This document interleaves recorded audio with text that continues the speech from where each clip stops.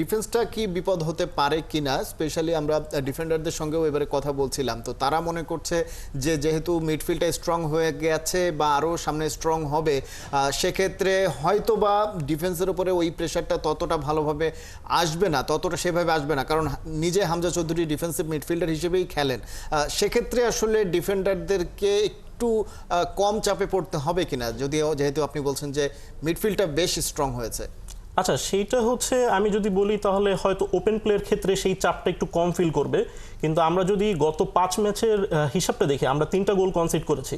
3টা গোল আমরা কিভাবে কনসিড করেছি? আমাদের 2টা গোল ছিল হচ্ছে সেট পিস থেকে, যখন হচ্ছে ভুটান এবং মালদ্বীপ ফ্রি কিক থেকে হচ্ছে তারা ফ্রি হেডার পেয়েছে, সেটা কিন্তু হচ্ছে আপনার ডিফেন্সিভ অর্গানাইজেশনের ভুলের কারণে। ঠিক আছে, আমরা হচ্ছে ঠিকমতো স্ক্যান করি নাই, আমাদের মার্কিং ঠিক ছিল না। ইভেন মালদ্বীপের সাথে যে আমাদের আরেকটা গোল ছিল যেটা আমরা কনসিড করেছি, সেটাও কিন্তু হচ্ছে টুপু বর্মনের একটা মিসপাস থেকে। তো আপনি যদি সেট পিসের সময় যদি ডিফেন্ডিংয়ে আপনি মনোযোগ না দেন, বা আপনি যদি অপোনেন্টকে একটা মিসপাস দিয়ে দেন, সিঙ্গাপুরের মতো প্রতিপক্ষ কিন্তু আপনাকে পানিশ করবে, ইভেন ভুটানই করেছে।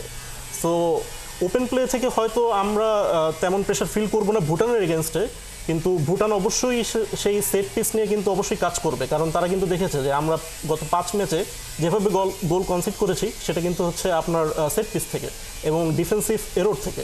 তো সেইগুলো কিন্তু হচ্ছে আপনার মিডফিল্ড কিন্তু আপনাকে সেটা কমপ্লিমেন্ট করতে পারবে না যদি আপনি মোমেন্টারিলি সেই মিস্টেকগুলো ধারাবাহিকভাবে করে যেতে থাকেন।